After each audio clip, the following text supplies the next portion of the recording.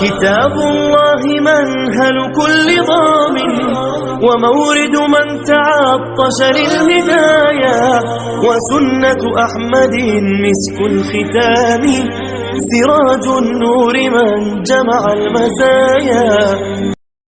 الحمد للہ رب العالمین والصلاة والسلام علی اشرف الانبیاء والمرسلین اللہم صلی وسلم علی نبینا محمد اما بعد. کل ہم نے پڑھا تھا الف سے لے کر ضاد تک، یہ ان کے مخارج پڑھے ہم نے. 15 حروف کل تھے، اور یہ بتایا میں نے کہ یہ جو حرفوں کو رنگ دیے گئے نا، حروف کو جو جن کے رنگ ایک جیسے ہیں نا، جن حروف کے، ان کا مخرج بھی ایک ہے، یا پھر تھوڑا سا ہلکا پھلکا اس کے اندر تھوڑی سی چینجنگ بھی ہو سکتی ہے. مثلا ہوگا اس کے قریب قریب ہی، لیکن اس مخرج سے تعلق ہوگا اس کا. تو آگے انشاءاللہ تعالیٰ ہم آج پڑھتے ہیں. آگے ہمارے رہ گئے 15 پڑھ لی تو 14 حروف رہ گئے، تو 14 حرف آج پڑھتے ہیں انشاءاللہ تعالیٰ. طا سے شروع ہوتا ہے سبق ہمارا. طا جو ہے زبان کی نوک ثنایا علیہ کی جڑ کے ساتھ جب لگے گی تب طا ادا ہوگا.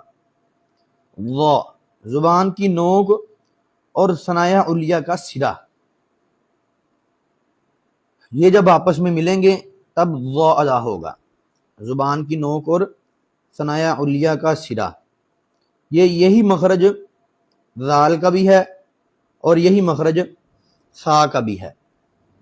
اس کے بعد ہے عین، وسط حلق سے، یعنی حلق کا وہ حصہ جو حلق کے درمیان میں ہے.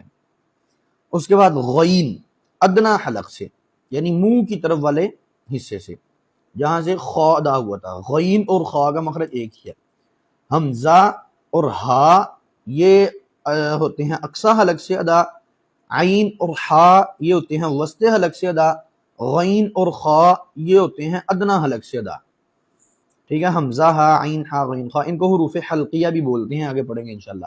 اس کے بعد ہے فا، ثنایا علیہ کا سرا اور نیچے کے ہونٹوں کا اندرونی حصہ.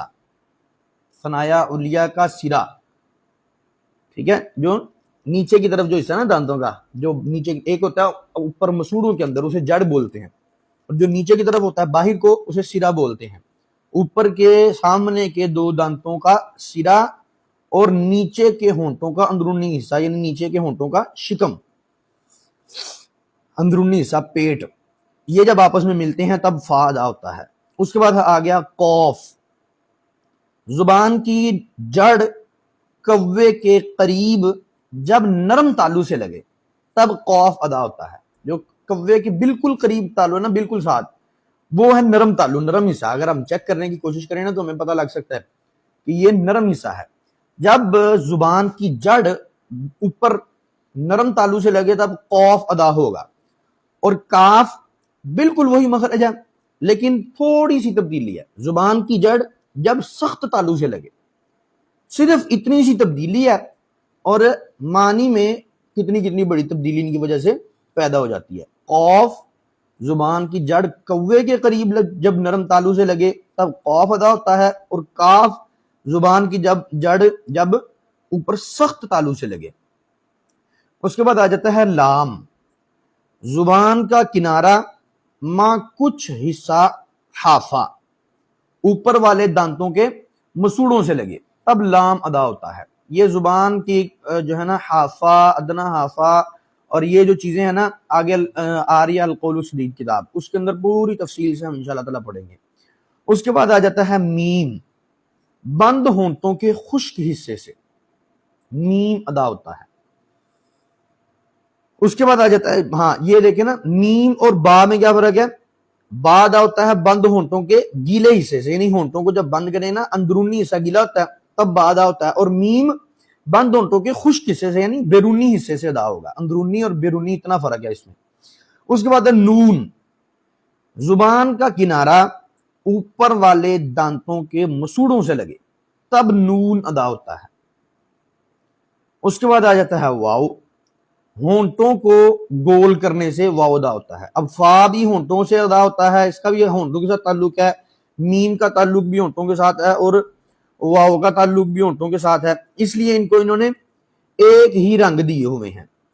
اگرچہ یہ ہم مخرج نہیں ہے، تجویدی اصطلاح میں ہم مخرج نہیں ہے یہ، لیکن یہاں پر انہوں نے اس وجہ سے اس کو ایک ہی رنگ دیا ہوا کہ تعلق ان کا ہونٹوں کے ساتھ ہے. آگے ہے ہا، اقصی حلق سے ادا ہوتا ہے، یعنی جو سینے کی طرف ہے.